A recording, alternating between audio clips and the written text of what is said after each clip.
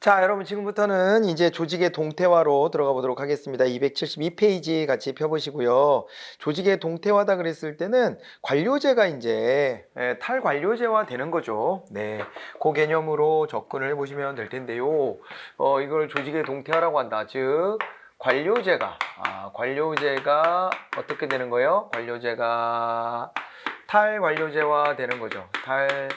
관료제화 되는 것인데, 이런 과정을 일컬어 우리가 이제 조직의 동태화, 조직이 좀 이제 막 변하는 거죠. 그죠? 예.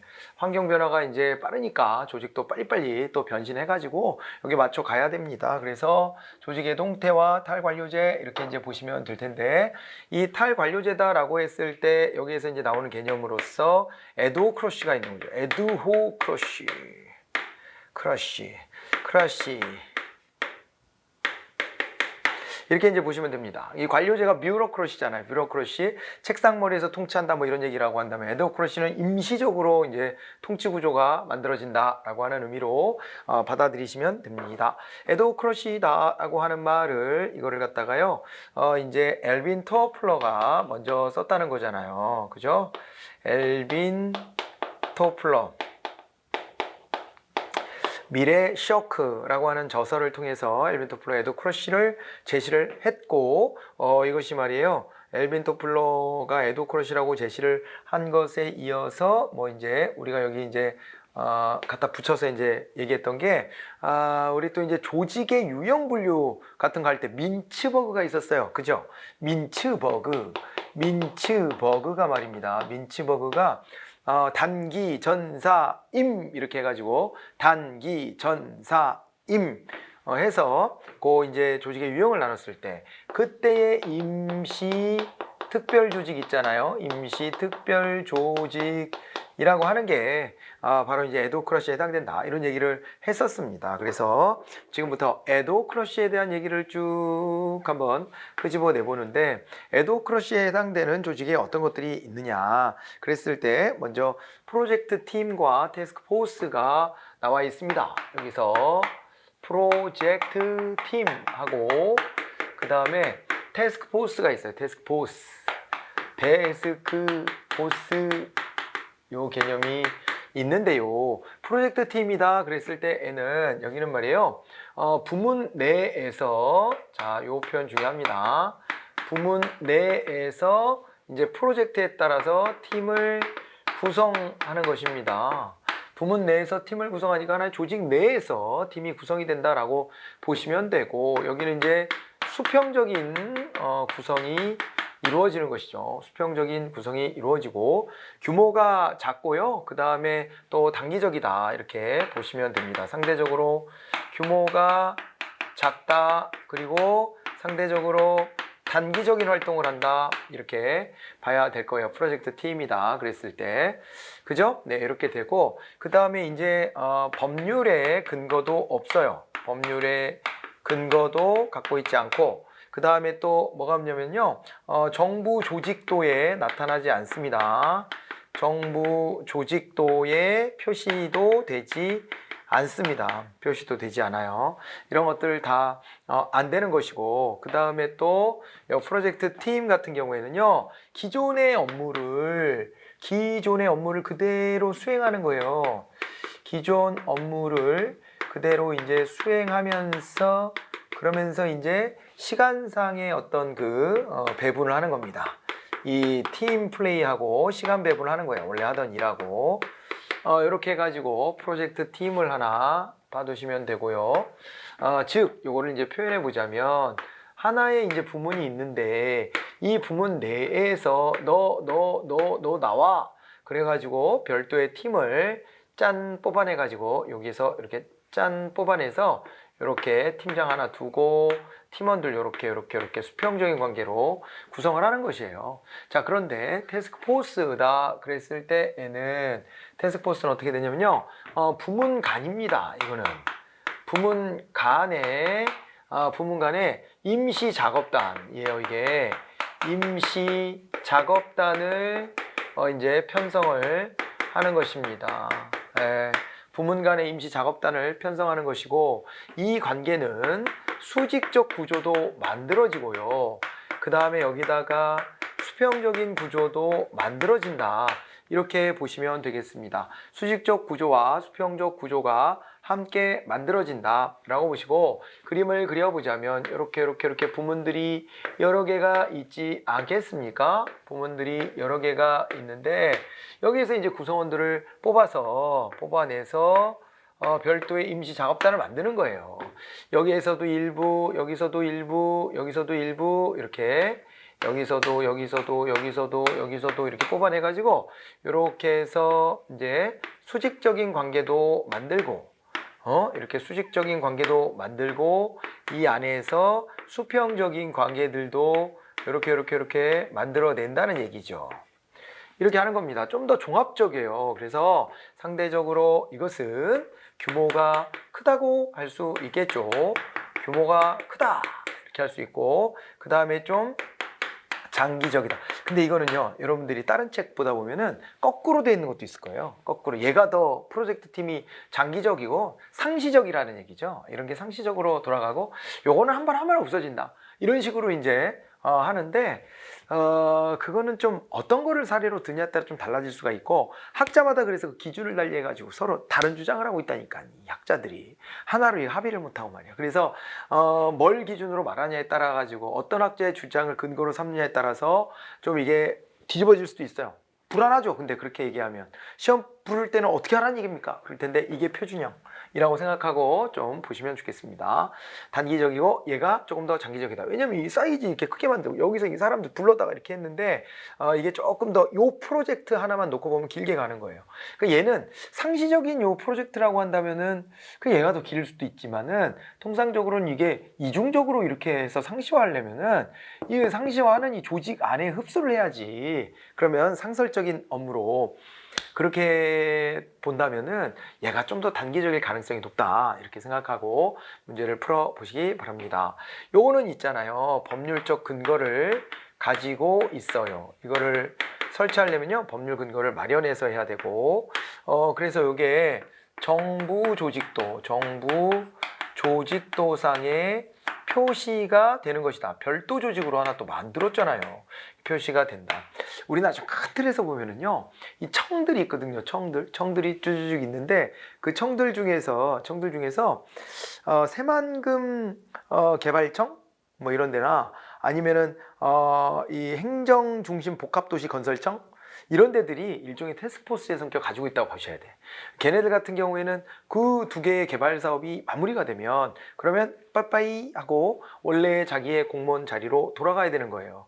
그러니까 여기를 보면은요, 공무원들이 기존의 업무를 수행하지 않아요. 기존 업무를 수행하지 않고 태스크포스의 일만 가지고 와서 하는 겁니다. 기존 업무 수행을 별도로 안 하고 태스크포스의 일만 한다 이렇게 하기 때문에 요거는 이제 파견을 아예 나오는 형식으로 이렇게 해서 구조가 짜여진다라고 하는 것을 알아두실 수가 있을 거예요. 프로젝트 팀과 태스크포스 이렇게 구분해 보시고요.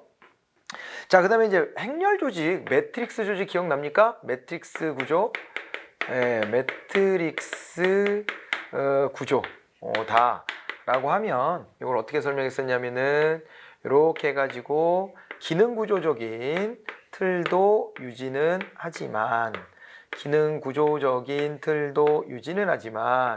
이걸 이렇게 빼내가지고 어떻게 해요? 이렇게 해서 사업부재적인 틀도 같이 병용해서 두 가지를 같이 가지고 간다. 이렇게 되는 거죠. 그죠? 이중명령 구조가 되는 매트릭스 구조에 대한 설명입니다. 앞에서 우리 공부했던 내용이에요. 그죠? 네, 그렇게 봐두시고, 그렇게 하면 마무리가 될까요? 네, 마무리가 되네요. 조직의 동태화는 이 탈관료제를 말하는 것이기 때문에 굉장히 다양한 종류의 조직들이 있을 수 있는데, 그 중에서도 여기서는 프로젝트 팀과 그 다음에 태스크포스에 대한 비교를 좀 해본 것이고, 거기다 매트릭스 구조 다시 한번 확인해 보고 이렇게 했습니다. 아셨죠? 조직의 동태와 관련해서 이렇게 봐두시고요. 그 다음에는 이제 행정정보와 전자정보로 가보도록 하겠습니다. 네, 넘어갈게요. 이제 행정정보, 전자정보 이런 말이 나와 있습니다.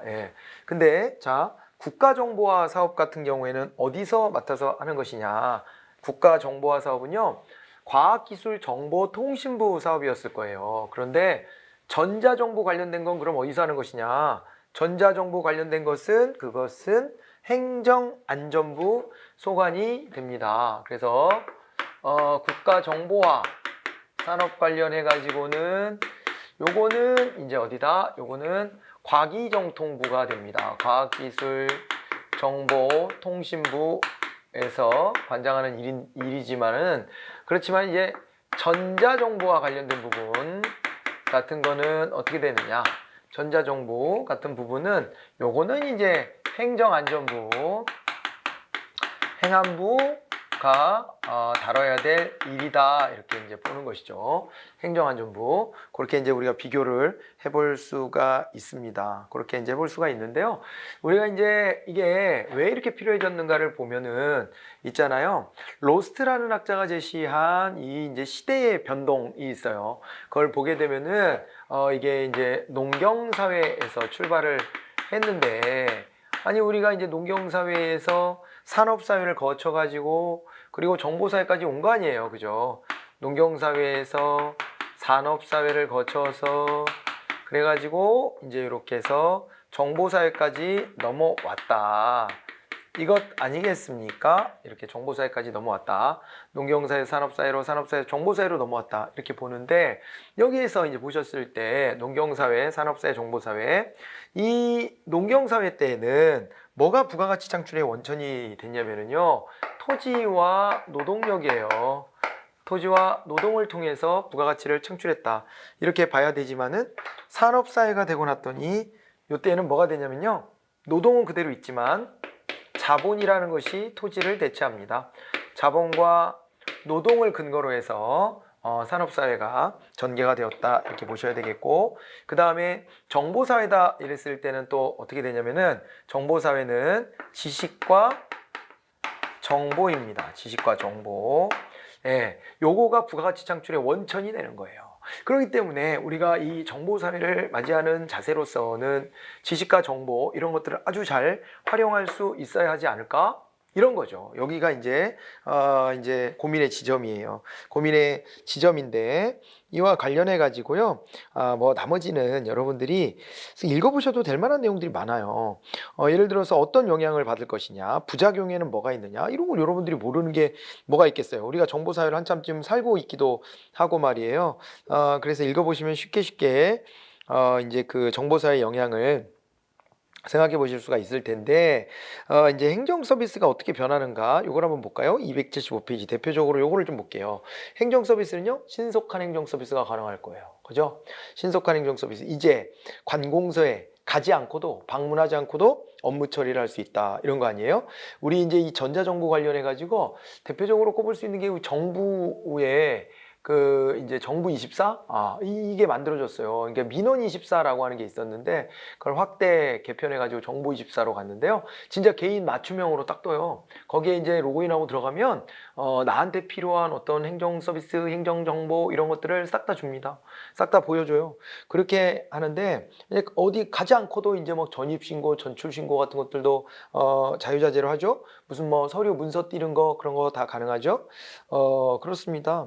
예, 그래서 지금은요 시간과 장소에 구애됨이 없이 우리가 행정 서비스를 받을 수 있는 시대가 되었다라고 하는 것인데 이제 그 속에서 신속한 행정 서비스 제공이다. 대기 비용이 절감된다. 예전에는 어땠겠어요?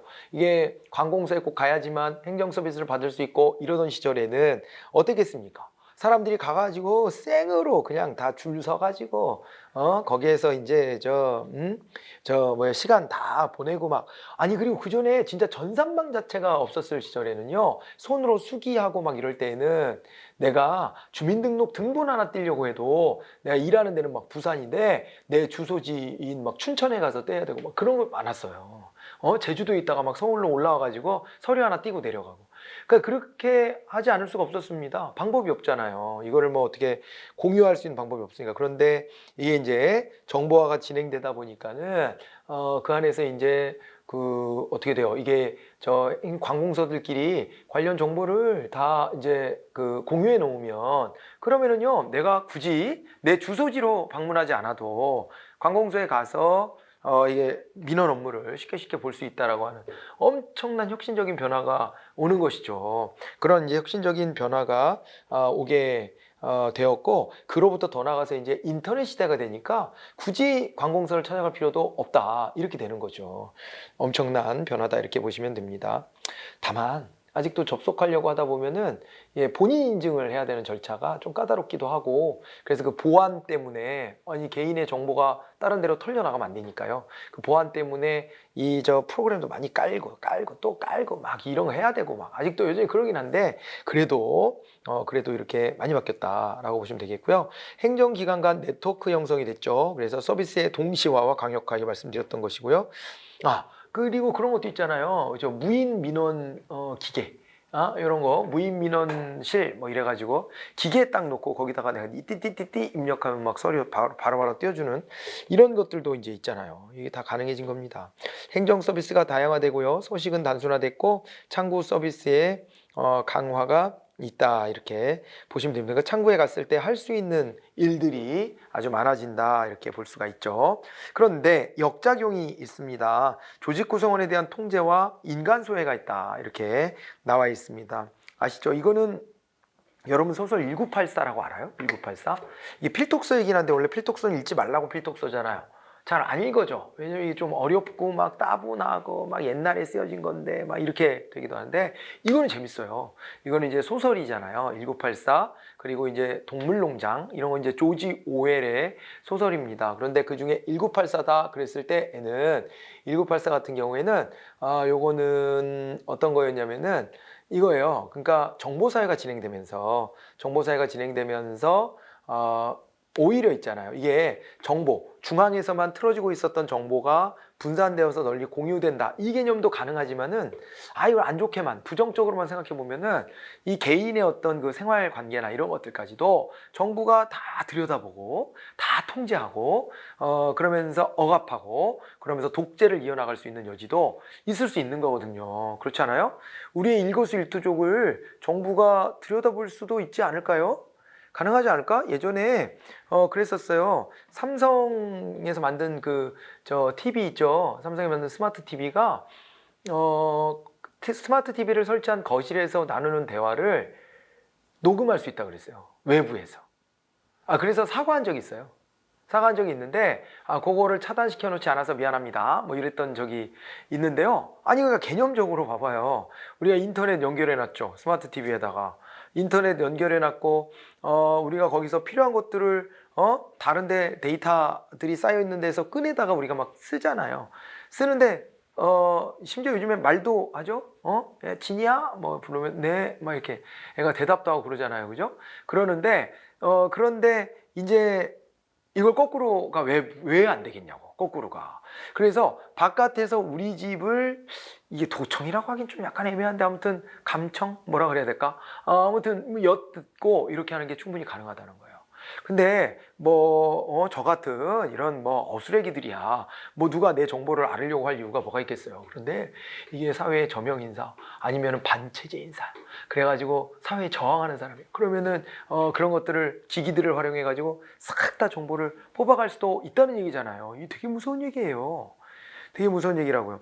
1984라는 그 작품은 그래서 그런 어떤 불안함 이런 것들을 담아낸 작품이라고 보시면 돼요. 1948년도에 1984년도가 되면 이렇게 되지 않을까라고 쓴 건데 84년도에 그렇게까지는 안 됐고 지금은 충분히 기술적으로 가능해져 있죠. 그래서 기술적으로만 놓고 보면 이렇게 이제 국민 전체의 생활을 일거수일투족을 들여다볼 수가 있고요. 실제로 그렇게 된 지는 꽤 됐고, 이제는 84년도에는 그런 거는 완성이 안 됐지만 그래도 한 2000년대를 전후해서는 완성됐다라 봐야 되지 않을까요?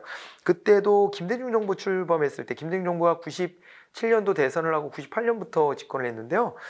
김대중 정부 때 추진했던 게 우리 이제 국가 정보화를 한다고 하면서 국민들의 있지 않습니까? 국민들의 편의를 위해 가지고 주민등록증을 전자 방식으로 바꿔 가지고요. 그 주민등록증 하나만 딱 들고 다니면 모든 일을 할 수 있게 이렇게 만들겠다 했었어요. 만약에 요즘에 휴대전화 하나만 들고 다니면은 스마트폰 하나로 모든 일을 하는 것처럼 그때 그 개념이 관주도로 이루어지려고 했었습니다. 그래서 그 당시에 주민증이 살구색 그 종이에다가 손으로 이렇게 써가지고 주소 어디 뭐 이렇게 하고 사진도 그냥 우리 사진관에서 찍은 사진 갖다가 딱 잘라갖고 거기다 탁 붙이고 증명사진 이렇게 해가지고 뭐 좀 두꺼운 비닐 재질 같은데 사이에 껴가지고 이렇게 탁 눌러서 줬다고요. 근데 이사 가고 그러면 주소지가 바뀌니까 그거를 이렇게 싹 다시 벌려가지고 종이만 쏙 빼서 뒷면에다가 주소지 바뀐 거 써주고 이런 식으로 다시 넣어주고 다시 눌러주고 이런 식으로 했다니까요. 그런 식으로 했던 것을 김대중 정부 때 야 이건 좀 아니지 않냐, 이게 너무 아날로그적이지 않냐, 그래서 이거를 전자식으로 바꾸자 해가지고 이걸 카드 재질로 이제 바꿔줘요. 카드 재질로 바꿔주면서 그러면서 이제 어떻게 했냐면 사진도 디지털로 찍고, 근데 그게 본질이 아니라 뒤에다가 태그 장치를 넣어가지고 이걸 가지고 이제 못하는 게 없도록 쇼핑도 하고 은행도 가고 버스 타고 뭐 다 할 수 있게끔 하겠다, 이렇게 이제 구상을 했었거든요. 구상을 했는데 시민단체나 이런 데들이 많이 반대를 했습니다. 1984 소설을 많이 읽어본 사람들이겠죠. 1984 소설을 보면 거기에 정부가 우리의 개인의 사생활 같은 걸 다 장악해버렸다 그랬잖아요. 거기에 보면은요, 빅브라더라는 개념으로 나와요. 빅브라더. 이 빅브라더가 있는데요, 이게 이제 지금으로 따지면 중앙 제어 뭐 대형 컴퓨터 같은 거 이런 거라고 생각하면 돼요. 그걸 이제 비유적으로 빅브라더라고 이제 표현을 해서 1984 번역해 놓은 책들 보면 어떤 책에는 그냥 빅브라더라고 쓰여 있고 어떤 책에는 대형이라고 써 있기도 해요. 대형 빅브라더잖아, 빅브라더. 그래가지고요, 이 빅브라더가 이제 우리를 다 통제하는 것이고요. 그 독재 권력 유지를 위해서 우리 일거수일투족을 감시하고, 그리고 이제 우리가 막 사랑하고 그 다음에 서로 감정을 공유하고 이런 것들을 못하게 하는 거예요. 왜냐하면 사람들이 이 부당한 권력에 저항할 때에는 뭔가 감정이 깃들여서 하는 거거든요. 우리 독립운동가들은 어떤 감정이 깃들여 왔을까요?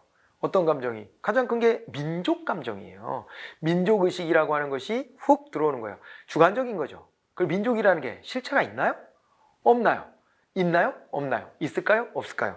이 부분도 학자들 간에 굉장한 논쟁거리예요. 굉장한 논쟁거리인데, 이 민족이라는 것이 그래도 우리 마음속에 자리를 잡고 있으니까 민족이라는 게 실체가 있지 않냐 주장하는 사람들도 있고, 이보시오, 과학적으로 생각을 해보시오. 과학적으로 생각해보면 민족이라는 개념이 어디 있어? 우리들이 그냥 공감하고 공유하고 뭐 우리라는 그 동료의식 가지고 있으면 공동체의식이 있으면 그게 그냥 민족인 것이지, 민족이라는 건 허상 아니요? 라고 주장하는 견해가 굉장히 맞부딪히는데, 그게 허상이든 진상? 아무튼 진짜 형태가 있든 없든 간에 이게 있잖아요. 민족이라는 게 실제로 우리의 감정을 자극하고 그거를 통해서 내 목숨도 막 내어 바칠 수 있게 만들어 내는 거거든요. 예, 그런 것이에요. 그래서 가족 간의 사랑, 뭐 사랑한 연인이 생기고 뭐 이렇게 되잖아요. 그럼 내 가족을 잃었을 때, 내 연인이 불리한 입장에 처했을 때, 그럴 때 이 권력에 맞서서 내가 막 싸울 수 있는 에너지가 막 발현됩니다. 그래서 독재 권력이 경계하는 것이 이런 어떤 어떤 감정이 굉장히 이렇게 차오르는 것을 굉장히 반대하죠. 이런 거를 딱 꺾어버리려고 노력을 하는데, 그 책에 보면 그래서 서로 연애하고 사랑하고 하는 것조차도 못하게 다 관리를 해요. 이제 극단적이죠, 소설이니까. 극단적인 모습을 보여주는데, 그 장면은 참 비극적이에요. 그 주인공이 한 여성을 사랑하게 됐는데 둘이 몰래 숨어가지고 감시를 당하지 않을 만한 공간을 찾아서 막 이렇게 둘이 만나기도 하고 막 이러다가 결국에는 발각이 돼가지고요, 끌려가는데 모진 고문을 당해요.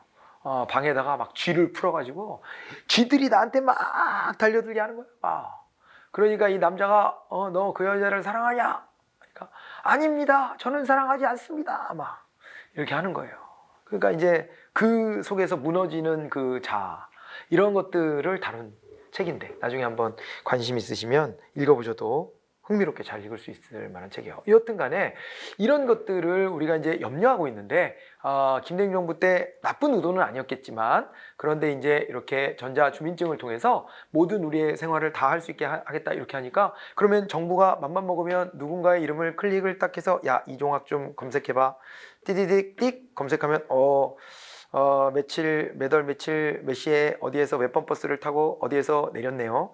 어디서 내려서 빵집에 가서 빵을 하나 사고, 가서 은행에 가서 돈을 찾은 다음에 편의점에 들러 뭐를 사고, 이런 것들이 다 들여다볼 수 있는 거예요. 그래가지고 이때 이제 반대 목소리가 나와서 결국에는 그냥 종이 재질을 플라스틱 재질로 바꾸고 말았지. 주민증이. 여러분들도 가지고 있는 주민증이 그냥 그렇게 생겼잖아요. 그죠? 뒷면에는 심지어 글씨도 적을 수 있게 이렇게 만들어 놨잖아요. 이렇게 바뀌고 말았습니다. 이제 그 정도에 머물러 말았는데 이게 바로 이거예요. 여기에서 이제 국민의 사생활 침해 우려 같은 것들이 있고요. 그 다음에 또 이제 사이버 범죄 같은 것들도 이제 증가할 수 있죠. 사이버상에서 요즘에 보면 뭐 그런 거 있잖아요. 스미싱 뭐 이런 거 그런 것들 전부 다 이게 사이버 공간에서 혹은 통신상의 어떤 범죄 이런 것들이라고 봐야 되잖아요. 이런 게 있을 수 있고 그 다음에 저도 참 사이버상에서 페이스북에 자기가 뭐 여자 미군이라면서 저한테 말을 걸어가지고 그래가지고 뭐냐 패친 신청을 했으니까 그때는 아무 생각 없이 막 패친 다 받아주고 그럴 텐데 갑자기 개인 톡을 해가지고 말을 걸길래 왜 그런가 이렇게 봤더니 아니 뭐 그러냐고 그냥 그러고 말았는데 자기 사진을 막 보내고 되게 아름답게 찍힌 사진을 막 보내면서 그러더니 뭐 자꾸 말을 걸어요. 근데 그거를 왜 이러냐고 내가 말하기도 뭐하고 그래서 그냥 이렇게 약간 멀리 이렇게 하고 있는데 어느 날 갑자기 말을 몇 번 걸더니 대꾸를 해줬더니 거기다가 자기가 뭐 아프가니스탄에 있는데 뭐 월급 받은 게 지금 전투가 벌어져 가지고 자기가 이렇게 다쳤는데 그래서 저기 다쳤다는 대목에서 웃은 거는 결론이 정해져 있어서 그래요. 아무튼 간에 그러면서 자기가 막 병원에 누워 있다면서 그러면서 내가 지금 한국으로 들어가려고 하는데 돈 좀 보내줘. 비행기 값이 지금 압류가 돼가지고 내가 못 찾는 상황이다. 뭐 이런 말 같지도 않은 얘기를 막 해대는 거예요. 그게 뭐야 이게? 이러고서 이제 더 이상은 대꾸해주면 안 되겠다 그러고 차단한다. 이렇게 했는데 그리고 막 캡처 막 떠났죠. 여기 얘가 보낸 거 이렇게 이 사기꾼 딱 이래가 캡처 떠놓고 신고해야 되나? 그러고 있는데 아니나 다를까 며칠 지난 다음에 일당이 잡혔어요. 대전에서 일당이 잡혔는데 그 일당이 말이에요. 일당이 나이지리아 출신의 저 남자 두세 명이었나? 뭐 아무튼 그렇게 됐는데 그 사람들이 어디서 사진을 가져다가 그거를 가지고 막 뿌리면서 페이스북에 접근해가지고 가짜 계정 만들어서 접근해가지고 내가 누군데 막 이러면서 돈을 막 이렇게 했던 거예요. 거기다가 송금한 사람도 있더라고요. 송금을 해가지고 막 당해가지고 그런 게 뭐 억대 이상 벌었던 것 같은데 그렇게 돼 있던데 그래서 모르겠어요. 이게 참 웃기지도 않은 범죄예요. 근데 이게 어느 순간 판단을 잘못하면 아니 그렇잖아요. 판단을 잘못하면 내가 이거 구해줘야 되나 싶은 생각이 들어서 그럴 수 있잖아요. 근데 말이 돼요 그게? 국가가 나서가지고 전쟁을 하고 있는데 전쟁에 간 군인이 탈출을 못하는데 내가 돈을 송금해주면 그거는 또 찾니 걔는? 내가 송금해준 건 찾아? 지네 나라에서 월급은 안 들어오는데 차압됐는데 그게 내가 송금해준 건 찾아가지고 그걸로 비행기를 타고 온다고? 그럼 왜 여기로 와? 왜 나한테 와? 말이 돼? 이 한 번만 생각해보면 말도 안 되는 소리를 하고 있다는 것을 알아차릴 수 있지만 사람이라는 게 또 순간 뭐 어떻게 좀 잘못 홀리면 그러면 그런데 막 당해버리는 거예요. 그러는 겁니다. 그래서 이게 결국에는 이런 사이버 범죄 이런 거의 우려가 매우 크죠. 매우 크고 5번은 아까 이제 정부의 통제력의 강화가 있을 수 있다 그런 얘기를 또 했으니까 그런 거 봐두시고요. 그 다음에 이제 2번하고 6번이 남았는데 2번 먼저 할까요? 2번 같은 경우에는 조직 단위의 이제 지역 개인 간 정보 불균형 이렇게 되어 있습니다. 조직 단위나 지역이나 개인 간 정보 불균형이 있죠. 이 정보사회의 큰 문제점 중에 하나가 정보에 접근할 수 있는 능력 같은 거 있잖아요. 이런 것들에 차이가 있을 수밖에 없어요. 그 능력은 뭐 물론 이제 그걸 다룰 수 있는 기술적인 능력이 많으냐 적으냐의 문제도 있겠지만 또 다른 한편으로 보면은요 인터페이스 그러니까 접근할 수 있는 기기 장치를 보유하고 있냐 보유하지 못했냐 이런 것에서도 차이가 좀 나는 거죠.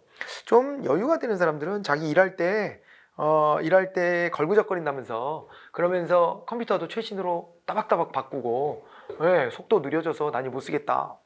휴대전화도 꼭 좋은 폰을 딱 가지고서 뭘 하든 아무튼 휴대전화로 빨리 뭐 이렇게 하면 그 기다리는 시간 이게 동글동글 돌아가는 거 있잖아요. 이렇게 동그라미 이렇게 돌아가는 거 2번, 3번 보고 있을 때 어떤 사람은 2페이지, 3페이지를 본다고 해봐요.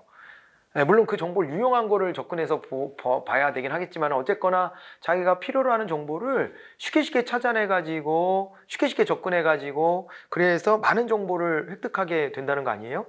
그런 것들에서 격차가 벌어져요.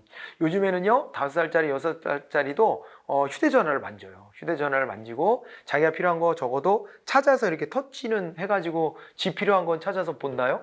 그렇게 하는 시대예요. 근데 지금 노인 세대들 봐봐요. 노인 세대 아직도 타자 잘 못 치는 분들이 있고, 그 다음에 그래도 요즘에는 그래도 카카오톡이라도 좀 배우고 유튜브라도 쓸 줄 알게 된 노인들이 많아져서 다행입니다만은, 근데 딱 거기까지만 또 하시는 분들도 되게 많아요. 다른 다양한 루트가 있지만 이런 데까지 신경 못 쓰는 경우들이 많거든요. 어릴 때 사회화를 어떻게 받았느냐에 따라서 이게 이제 나중에 재사회화 되는 속도는 어릴 때 사회 받는 것보다 느릴 수밖에 없거든요, 항상. 그래서 젊은 세대한테 자꾸 밀려나요.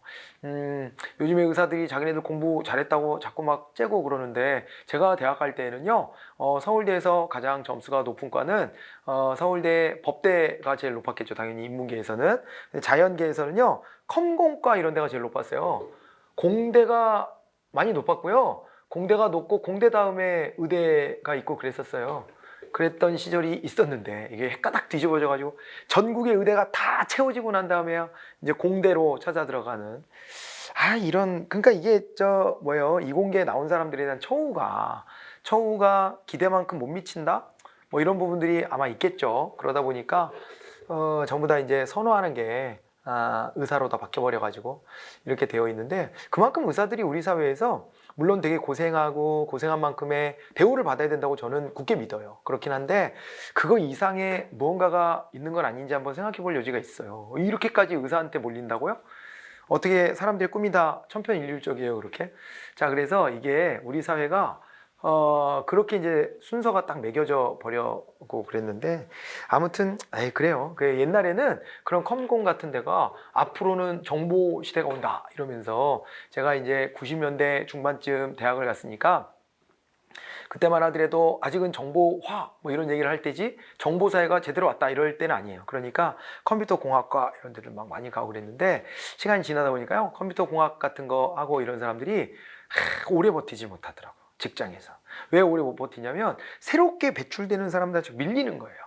이걸 다룰 줄 아는 능력이나 이런 것들이 출중할 거 아니에요, 이 사람들은. 그럼에도 불구하고 또 더 새로운 세대가 더 접근을 더 또 자유자재로 하는 거예요. 이건 어쩔 수 없이 남는 문제입니다. 그래서 세대 간의 문제는 여러분들이 할아버지 할머니가 됐을 때도 그때도 그럴 거예요. 여러분들보다 더 젊은 세대에 비해서 좀 이런 걸 다루는 속도나 뭐 다루는 방식 같은 것들이 조금 이제 좀 밀리는, 과거적인 방법을 따르고 있는 그런 경우들이 될 가능성이 많죠. 이게 항상 그래요.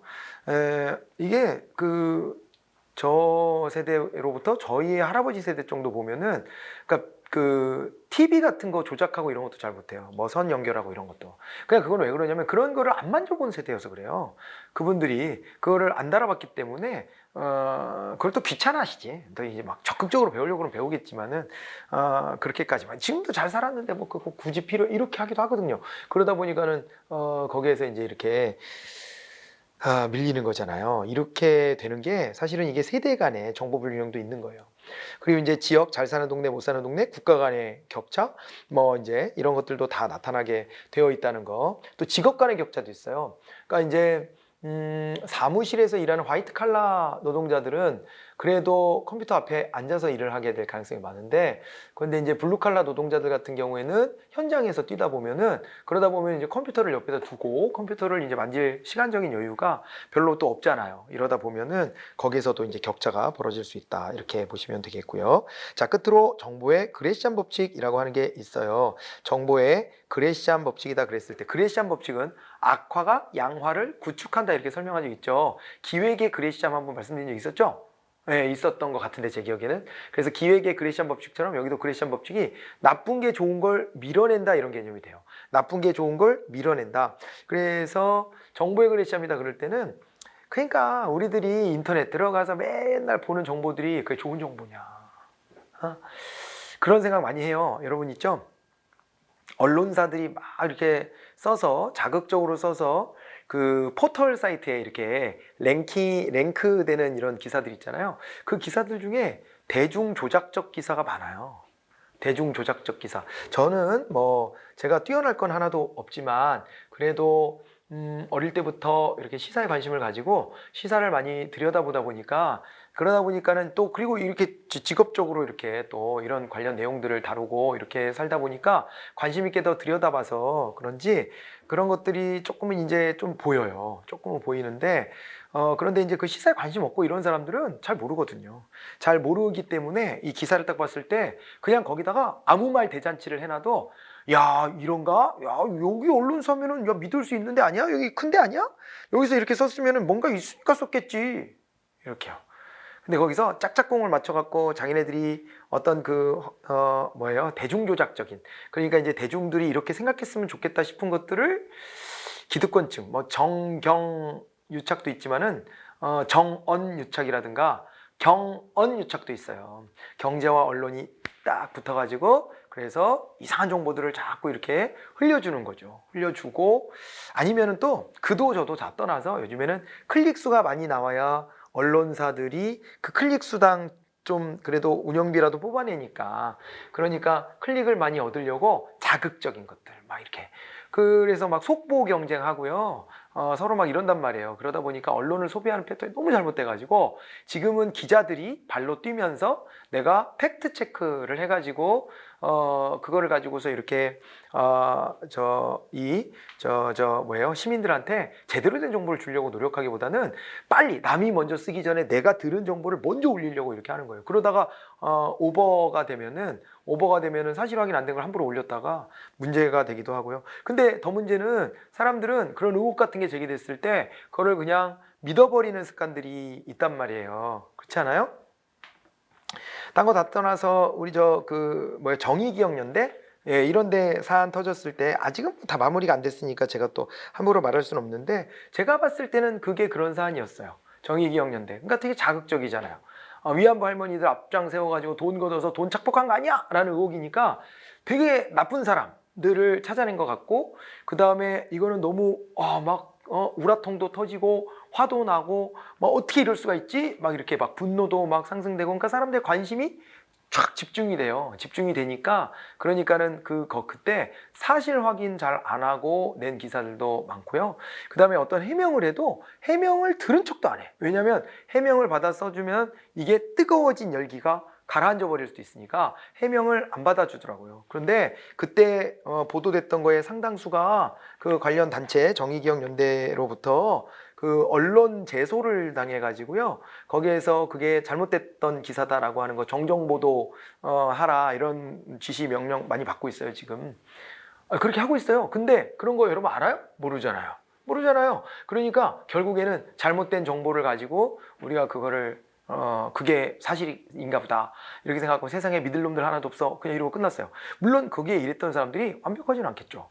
완벽하진 않고 잘못한 게 있을 수 있고 나쁜 마음 먹은 사람이 개 중에 또 없으라는 법도 없고 뭐 그거는 합리적으로 우리가 의심해 볼 만은 해요. 그런데 의심을 할 때는 막 멍석말이 하듯이 그냥 이런 얘기 나왔으면 아니 땡 굴뚝에 연기 나니? 이러면서 막 다 그냥 짓밟아 버리면 안 되고 그건 좀 기다려줘야 되거든요. 기다려줘야 되는데 언론에서부터 우리를 막 자극을 해요. 자극을 하고 언론이 전반적으로 다 그런 얘기들만 하고 있으면 우리는 그런가 보다 이렇게 넘어가 버리게 되죠. 이렇게 되니까 우리가 얻게 되는 정보들이 과연 이게 양질의 정보가 맞느냐 진짜 정보가 맞느냐 또 우리에게 도움이 되는 정보가 맞느냐 이런 것들도 생각해 봐야 돼요. 자 방금 전에는 그래도 시사적인 이슈기라도 했죠. 우리 보면 연예인들이 어디 나와서 한마디 했다. 내가 왜 그걸 그렇게 알아야 되지? 어떤 연예인이 결혼하는데 연예인의 배우자가 방송을 몇 번 타더니 결혼할 때 폭풍 눈물했다. 그게 막 메인에 올라와 있어요. 아니 결혼하는데 관심은 가잖아요. 우리가 이제 그런 거에 이제 흥미롭기도 하고 그렇기는 한데 그거 내가 알아야 돼요? 알아야 되나? 굳이 알을 필요 없는 정보예요. 근데 그런 거에 시간을 할애하면 그만큼 더 나한테 필요한 정보들을 제대로 된 정보들을 얻을 수 있는 시간을 그만큼 깎아먹는 거거든요. 깎아먹는 것이기 때문에 그게 뭐 잠깐 머리 식히고 그럴 때면 모르겠지만은 근데 너무 많아. 그런 게 너무 홍수예요. 그래서 쓸데없는 정보들이 많이 돌아다니고 진짜 정보는 정보 시대 사회지만은 진짜 정보들은 찾기가 좀 어려워져 버려요. 정보의 홍수라고는 얘기하는데 정보의 홍수 속에서 제대로 된 정보를 찾기가 좀 어렵다 이런 게 있고요. 최근에 나왔던 문제 중에서는 뭐가 있었냐면요. 이게 인포데믹스라는 개념이 있어요. 거기다 하나 메모 하나 해보실래요? 인포데믹스 같은 개념이 있어가지고 이게 어떤 거냐면 인포데믹스는 전염병하고 합친 말이에요. 그래서 정보가 전염병처럼 퍼진다. 잘못된 정보 같은 거, 그죠? 악의적인 정보 같은 거. 이런 거 누가 대중조작하려고 퍼뜨리는 정보 이런 것들이 막 퍼져나가는 거예요. 막 퍼져나가는 거예요. 그죠? 그래서 그런 정보들에 휘둘리지 않는 능력도 우리가 가져야 되는 이런 참 진짜 과제가 또 하나가 막 생겨버린 거죠. 이 용어가 나왔어요. 인포데믹스라는 말이. 그래서 이건 시사적인 용어인데 그런 게 또 시험에 나오면 뭐 어쩔 수 없어요. 나오는 걸 어떻게 해요? 최신에 만들어진 용어인데 그런 용어들이 이제 다뤄지기도 했습니다. 인포데믹스 이런 말이 다뤄졌고요. 부동산 관련해서도 제가 사례를 여러 번 들려드렸을 텐데 거기서도 그랬었어요.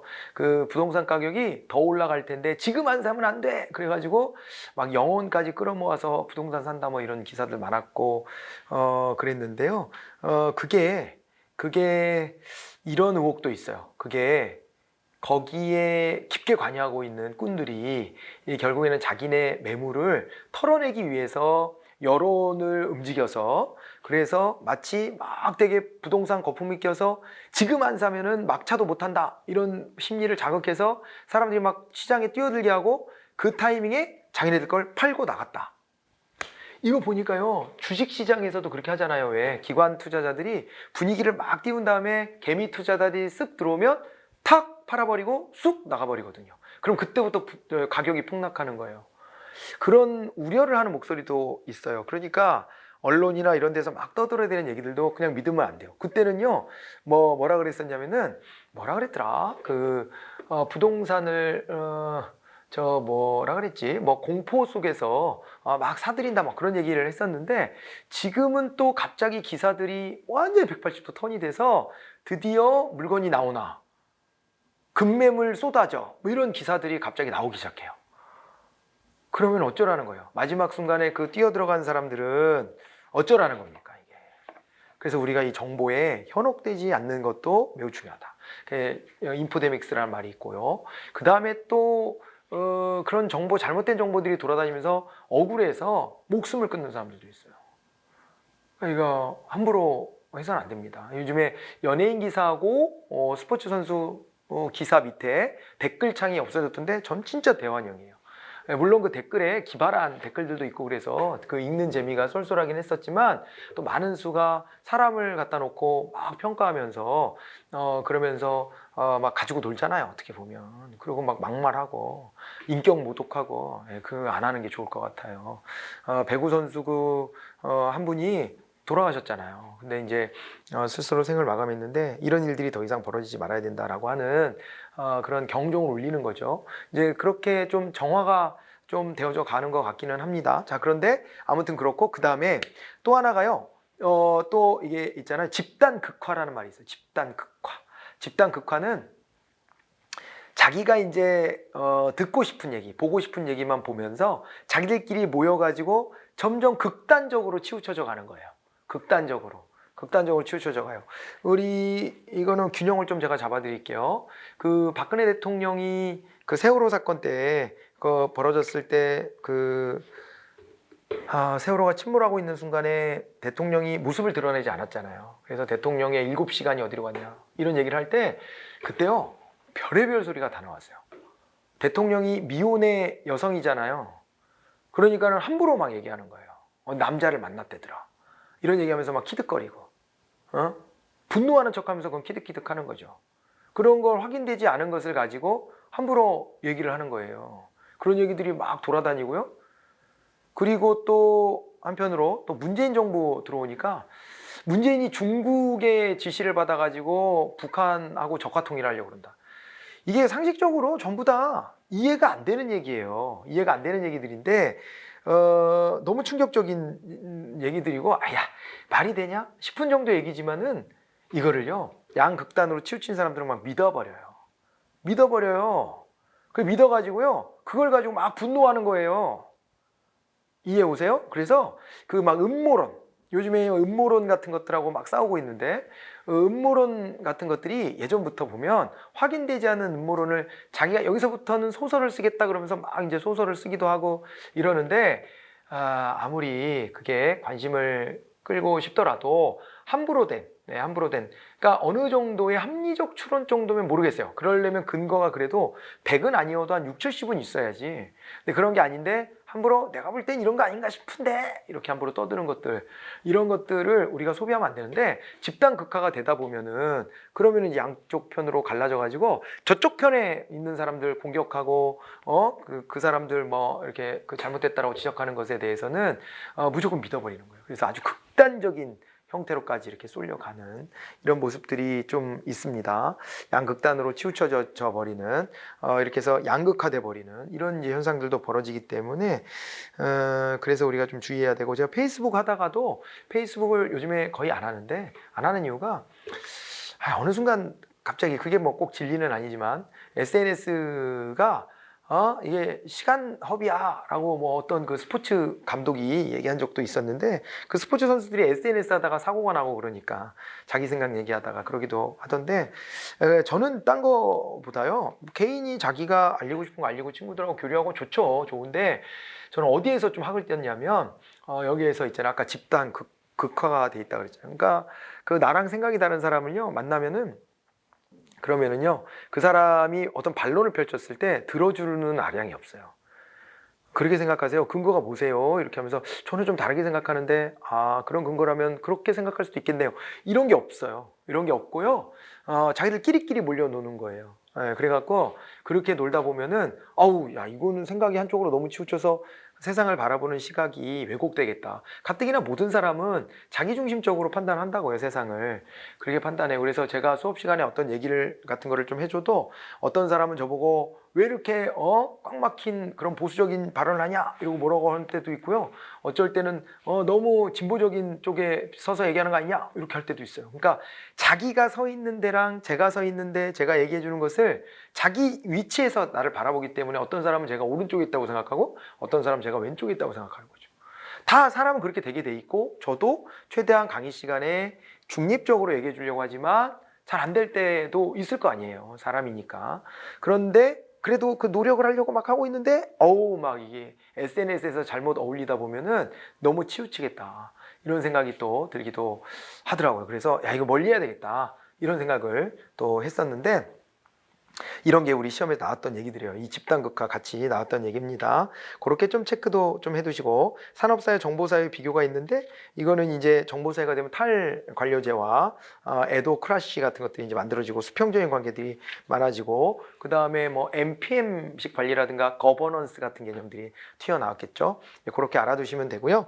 276페이지 가보면 지식행정이란 말이 나와요. 아까 말씀드렸지만 여기에 이제 지식과 정보가 새로운 부가가치 창출의 원천이 됐기 때문에 이 지식을 잘 다뤄야 되고요. 여기에 관련해 가지고 앞에서 봤던 게 뭐가 있었냐면은 학습 조직이라고 하는 게 있었잖아요. 학습 조직 같은 형태처럼 있잖아요. 이 학습 조직 문제 중심에 탐색을 해가지고 여기에 문제점 어떻게 해결해야 되는지 서로가 갖고 있는 암묵적 지식들, 암묵지다 그랬을 때 각자 갖고 있는 노하우, 각자의 어떤 드로우 얘기할 때 그런 얘기 했었잖아요. 드로우, 정책학 얘기할 때 드로우가 제시했던 것처럼 그런 있잖아요. 각각의 어떤 이런 자기만의 그 경험치 이런 것들 가지고 있는데 그런 것들을 나만 갖고 있는 게 아니라 집단적으로 같이 공유하고 우리 집단 학습을 해서 이런 걸 활용해 보자라고 하는 거예요. 그래서 여기 이제 지식 정보가 되어져야 되고 그래서 지식을 구분해 봤더니 암묵지와 형식지로 나뉜다 이렇게 되어 있는 거예요. 자, 그래갖고 암묵지라고 하는 게 주관적 지식이라고 한다면 이거를 형식지로 만들어내는 건데 맨 밑에 가보니까 문서화하고요. 규정을 만들고 공식을 이제 공식적으로 이제 이걸 담아내고 매뉴얼 같은 거 이런 것들을 만들어내는 것이 필요하다 이렇게 말씀드릴 수가 있겠습니다. 자, 그 다음에 이제 행정정보에 관련된 얘기가 나와 있는데 행정정보에 관련해서 우리나라는요 이 행정정보화를 추구하는 과정에서 정보화 책임관 제도를 뒀었어요. CIO라고 돼 있죠. Chief Information Officer 이렇게 되어 있습니다. 그래서 정보화 책임관이다라고 해서 이 고위직이에요. 고위직으로 둬서요. 각 조직마다 정보화 책임관을 두게 하고 있고 그 다음에 이제 이 정보화 책임관이 나서서 이제 요 정보화와 관련된 그런 이제 개선 방안 이런 것들을 찾아서 그 최고 요 책임자하고 만나서 이런 제안도 하고 이럴 수 있는 위치에 놓여져 있는 거예요.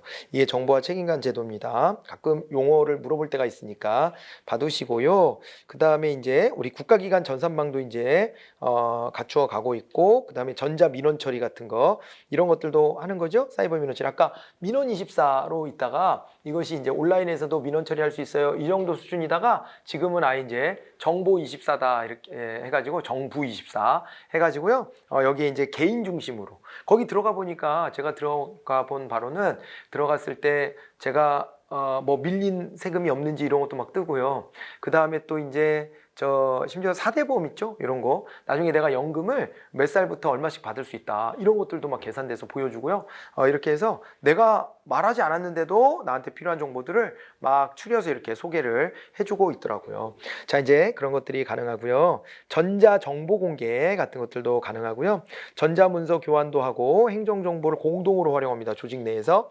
그리고 이제 스마트 워크라 그래가지고 이제 시간과 장소에 구애됨이 없이 공무원들이 이렇게 그 행정 업무를 볼 수 있게끔 하는 이 개념을 또 도입하기도 했는데요. 박근혜 정부에서 이것도 이제 널리 한번 펼쳐보려고 했는데 잘 안 됐습니다. 국정원에서 반대를 했죠. 국정원에서 반대를 한 게 왜 그랬냐면은 이게 아무 망이나 아무 인터넷 전산망이나 이런 데 아무 데나 접속해서 국가 기밀도 다뤄야 될 텐데 그런 정보들이 오고 가면 그거 분명히 중간에서 이렇게 딴 데로 이렇게 수집돼 가지고 이거 문제가 된다. 이 보안상의 문제가 있다. 그래갖고 이걸 반대를 해가지고요. 스마트 워크라는 개념은 크게 성공은 못했고요. 다만 정부가 지금 여기저기 찢어져 있고 그래서 공무원들이 또 출장을 다니면서 업무를 봐야 될 때가 있잖아요. 그래서 공무원들이 많이 이동하는 지역에는 스마트 워크 센터를 만들어서 거기에는 정부의 전산망을 연결해서 기밀 문서 같은 것들도 다룰 수 있게 이렇게 하고 있어요. 여러분들이 나중에 가서 보면 뭐 카톡으로 막 서로 문서 공유하고 이런 거 할 수도 있는데 그거 하면은 보안 감사 받으면 다 걸려요. 그렇게 하는 거 아닙니다, 원래. 그래가지고 이 정부망 그 자체를 써야 되게 되어 있죠. 자, 이렇게 되어 있고요. 그 다음에 이제 전자정부라는 개념이 있어요, 그죠? 전자정부라는 개념은 요거는 이제 우리가 정부 내에서 전자화를 하는 것인데 요 관련 개념은 다음 시간에 좀 이제 마무리를 좀 지어 볼까요? 예, 다음 시간에 요거랑 그 다음에 의사 전달과 그리고 이제 공공관계, 정보 공개 이런 제도들을 조금 더 이제 말씀을 드리고 마무리를 하고 그러고 난 다음에는 인사행정론으로 바로 들어가 보도록 그렇게 하겠습니다. 고생들 많이 하셨고 다음 시간에 우리 또 다시 만나도록 해요. 수고하셨습니다.